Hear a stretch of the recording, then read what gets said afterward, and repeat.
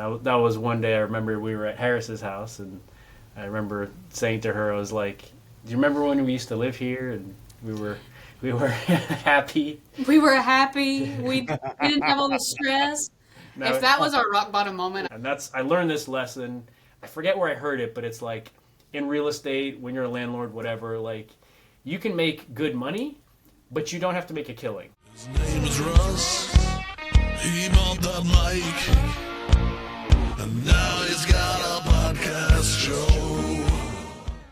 Literally anybody can do this. Get that loan, renovate a house, rent out some stuff, and now you're living with part of your housing expenses covered, maybe for free, maybe making a profit, depending on how you're doing it.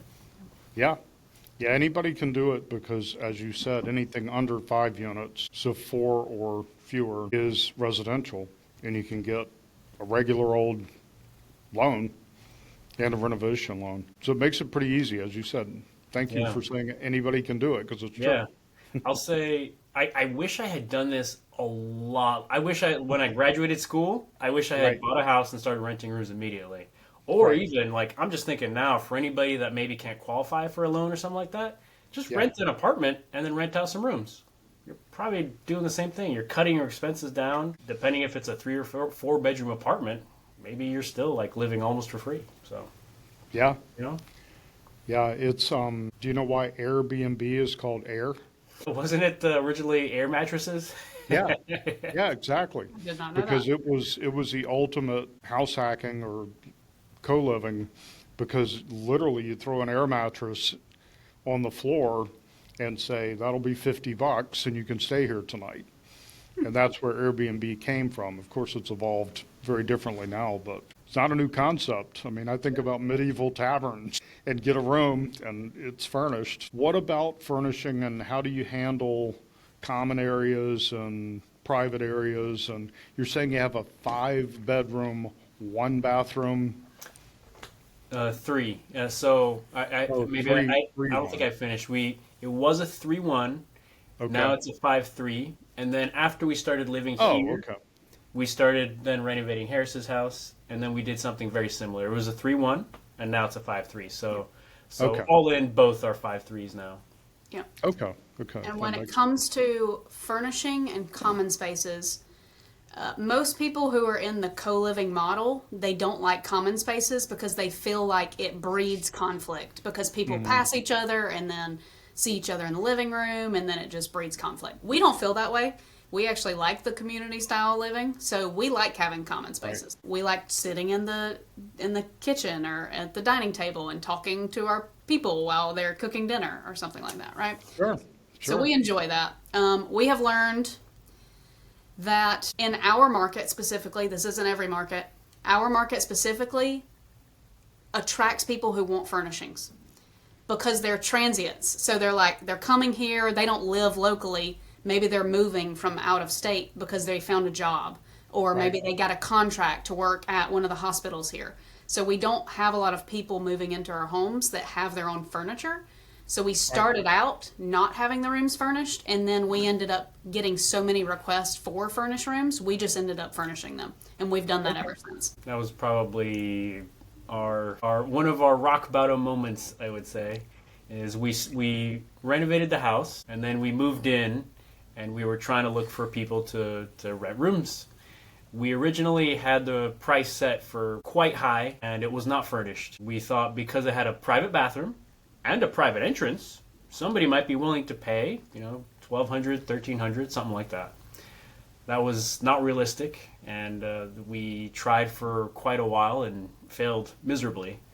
And that was one day. I remember we were at Harris's house, and I remember saying to her, I was like, "Do you remember when we used to live here and we were happy?" We were happy. We didn't have all the stress. Now, If that was our rock bottom moment, I yeah, think we're doing pretty one, good. I said one of. So we had, now we have 2 mortgages that we have to carry by ourselves, and we did this to be able to share the mortgage with other people, and we can't get anybody. So Right. now what are we gonna do? So we pivoted. One of the things is that I had ads available, and people kept reaching out and saying, "Hey, is this room furnished?" No. "Hey, is this room furnished?" No. "Hey, is this room furnished?" No. And then we're like, all right, maybe we should do this. So we decided to furnish, and dropped the price quite a bit. And then we started getting people, and then after a few weeks, then we did finally rent the room. So that was a good big load off. But I would say that was rock bottom because it was like we didn't know. So did you end up furnishing it and getting the higher rent, No, or we dropping the furnished, rent? we furnished and dropped the rent. Okay. Yeah, that, so that sounds like reality. yeah, so big lesson learned. If anybody's going to get into this, Yes. do your underwriting and all this kind of stuff and aim for lower than you think you can rent for, just in case. Right. Especially Right. at the beginning. Now Well, we that's know. a smart move, sure. Yeah. Now we know at the beginning that when you're starting to rent and you have an empty house, the biggest thing that kills you is vacancy. So Yes, if, yes. if you're going to rent a room for 50% of what you think you can get, it's better than an empty room. Try renting it for 50% the first month and then go on from there. Yeah, that's a gold nugget Ryan tagged up. That's Yeah. That's super important. One of the things that I get coaching students who come in are gung ho about Airbnb and VRBO, and we're going to short-term rent, and it'll cash flow $37.50 a month. And I said, but okay, that's great, and it probably will. But what if they change the municipal regulations or Yeah. something happens? Let's see what the long-term rent would be. Well, it's 1,500. So don't buy it based on Yeah. the best scenario, buy it based on the worst scenario, and then you're always going to be okay. And you can do a lot better than okay.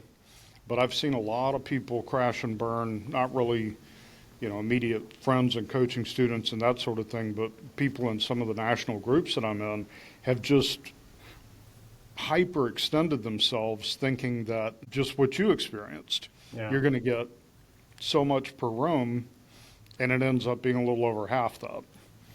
So you be prepared for disappointment. Yeah. It's still, you're building something wonderful. So it's, if that's your rock bottom, you're doing okay so far, I would Yeah. say. Well, So, it's a tough leap of faith to jump into becoming essentially a landlord and never having any tenants and like, hey, I built this thing. They're supposed to come, right? right. No, Build it and they will come, and then they that's don't. that's not how capitalism works. No. Yeah. So I've heard that y'all do game nights and really interact with your co-living family. I don't want to call them tenants or occupants, but We call them housemates. Yeah. your housemates. Housemates, That's yeah. perfect. So Yeah. tell me about that. Yeah. So a little bit of backstory there. I used to run a meetup group for board games. Yes. Friday nights. Started that back in COVID, actually, kind of crazy. Yes. And that, started in my apartment with 3 or 4 people. And over the many years, I think now there's over 500 people in that group. And that group grew like wildfire. So that was fantastic. We met every single Friday night.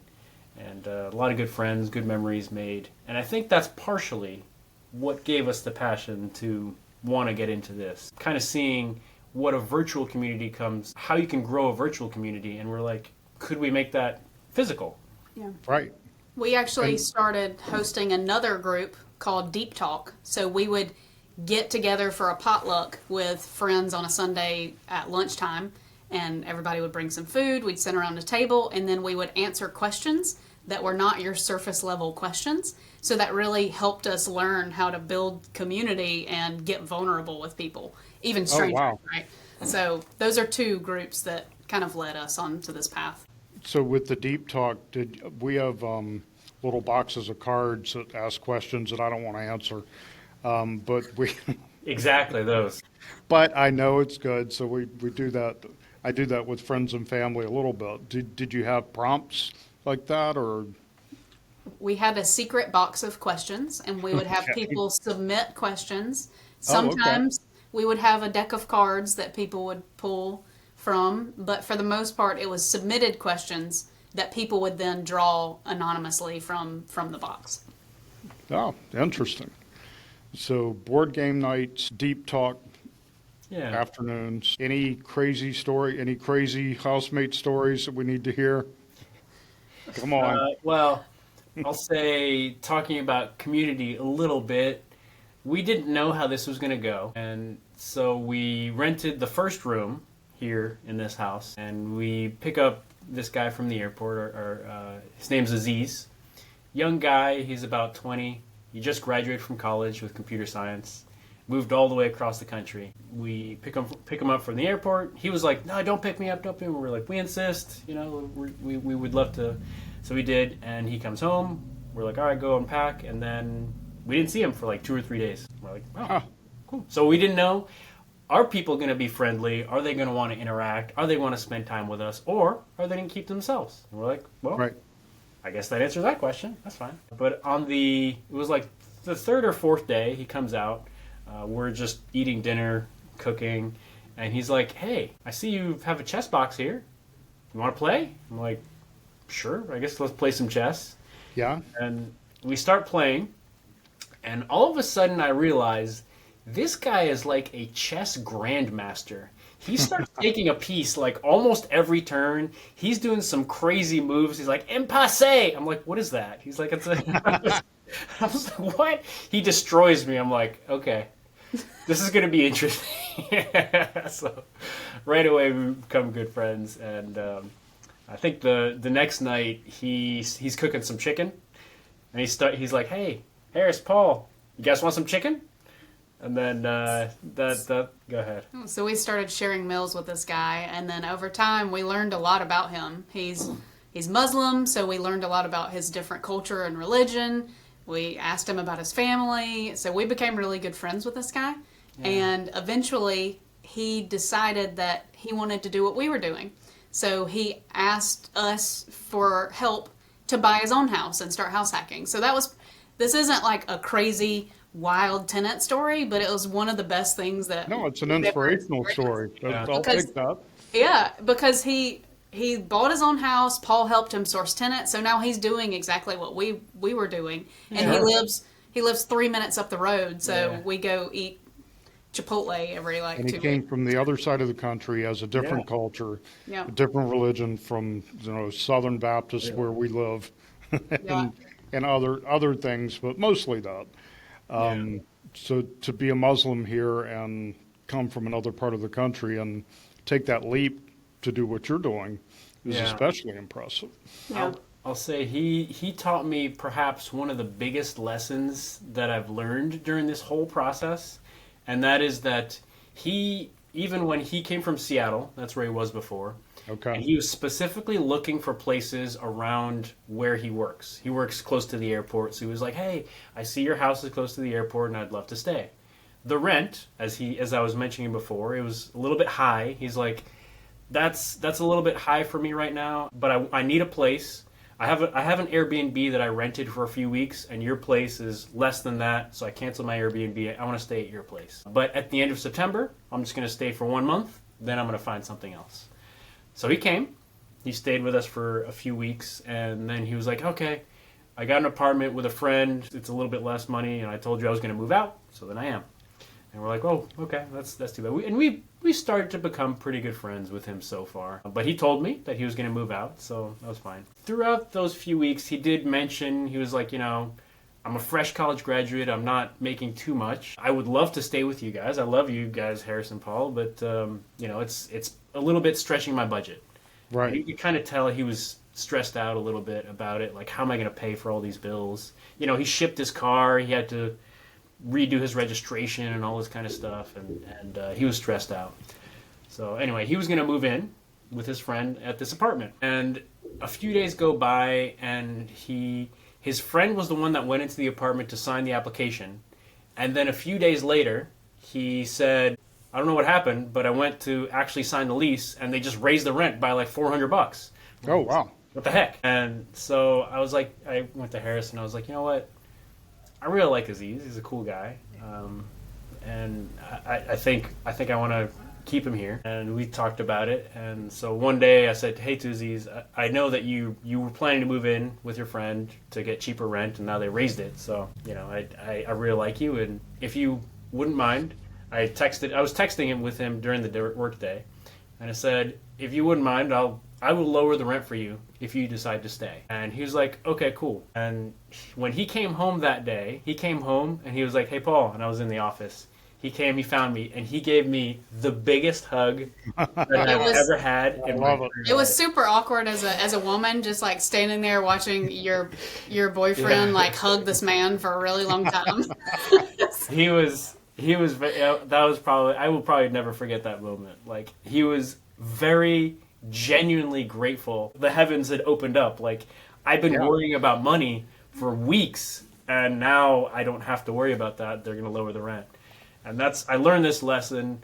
I forget where I heard it, but it's like, in real estate, when you're a landlord, whatever, like, you can make good money, but you don't have to make a killing. He went to a bar, refused to shine, didn't buy no beer, and said, I tell you what, my name is Russ, I bought the mic, so listen to my podcast show.